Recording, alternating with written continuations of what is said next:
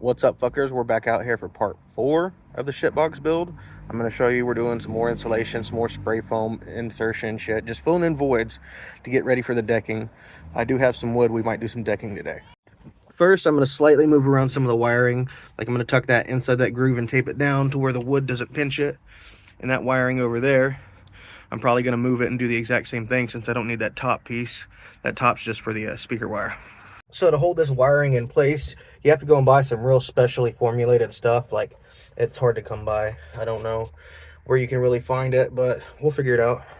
So after an hour or two of driving around, I finally found this specially formulated shit. Looks fucking perfect. Remember, guys, we're building a shitbox. We're not building $1 million car, so who cares? Like, I'm super poor, not really, but definitely don't feel like spending $1,000 on spray foam cans. So I got some really thick 2-inch thick, high-density foam that we're going to cut into sections to help fill the majority of the voids, and then the spray foam is going to go around for all the detailed work. So then you set it in there and see it's kind of mostly where you want it, but you want to make some trims to get it to fit a little bit smoother.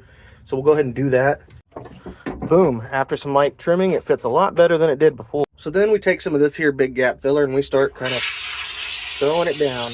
Then you put more on the bottom of this. Then we take this and we make a sandwich.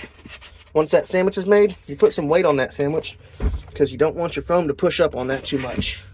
And after you go overboard and just continuously spray, you'll have it spilling out like this. So now both of those are foamed in, and we're just going to fill in some of the excess gaps all around here that we know we need to hit anyways.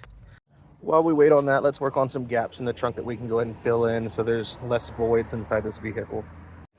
All inside of these areas is empty voids and room for rattling, so let's go ahead and fill that in for right now, and then we'll move on to something else.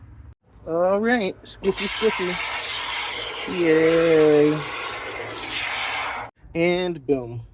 Now the thing about these type of builds is there is a lot of hurry up and wait, and in that hurry up and wait, you gotta find time to kind of occupy yourself. You gotta do something to move on. Like, I've been trying to reorganize this garage.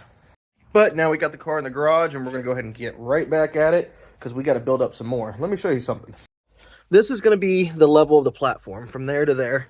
So we still have some space underneath we need to fill. So now we got that pretty trimmed up. It fits over that hump, and it's sitting pretty level. So we got the alien sprayed down first to create some tack. Then we put some spray foam on that to help fill in any voids. And we got some weights, more sitting around and waiting. Now, we went ahead and did some foaming on the outside and all around it, filled in all the gaps. We'll let that dry. Now, for sure, there's going to be at least one person that says, hey, man, you're doing it all wrong. You don't know what you're doing. You need to just stop. And to them, I say, you're absolutely right. Psych. But all jokes aside, there's more than one way to accomplish any goal. And just because you may do it the fancier, the richer, you got money way, I'm doing it for the poor people because this is a shitbox build. Shitbox nation. Back to the action though, we're going to trim some of this carpet. So the wood is going to come out to perfectly flush with right here. So I'm going to trim all that carpet and get it prepped and ready for some gluing. All right, we got some of that exposed. Could be better cut. Definitely could be worse too though. All right, next we got to work on our templates. I got some more cardboard cut out. We're going to go in there and start tracing the bottom of the floor and get it perfectly right before we transfer it over to wood. So we got our first little piece notched out. It's not going to be perfect. This is literally supposed to be off so that I can go in and fine tune it. Like I said, it's not supposed to fit perfect. We're fine tuning it. Now we see we need to come over a little bit more. So I got some marks that I need to come over this much.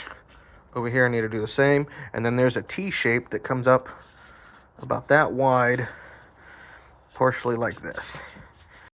All right, guys, y'all missed out on a little bit, but I was just basically doing all that trimming without y'all. We got the template made. It took me about an hour. I went live while I did it, but got it all made up. And also, I got this. I already got a piece of wood. I got it transferred over. We're going to get ready. We're going to cut it out and do a test fit of the wooden piece inside the car. I'm really fucking excited. So next, I'm going to pull this out and run a couple screws into it to hold it in place so I can hit it with the jigsaw and see where we're at.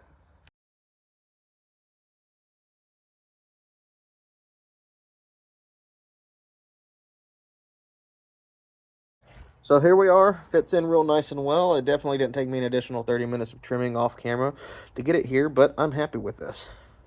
Now for a little industrial glue and a couple of self-tapping screws well placed to make sure I don't pop a hole in my fuel tank, and we can move forward. Now that's screwed in, and we can just basically let it dry for a long time. All right, so I'm ending the video there. Like, there's nothing else to do. Sit around and wait for a whole bunch of stuff to dry. We'll get back at it tomorrow, though. Thank everyone for watching. I really, really appreciate y'all. The views kind of awesome to see that people are slightly interested in this.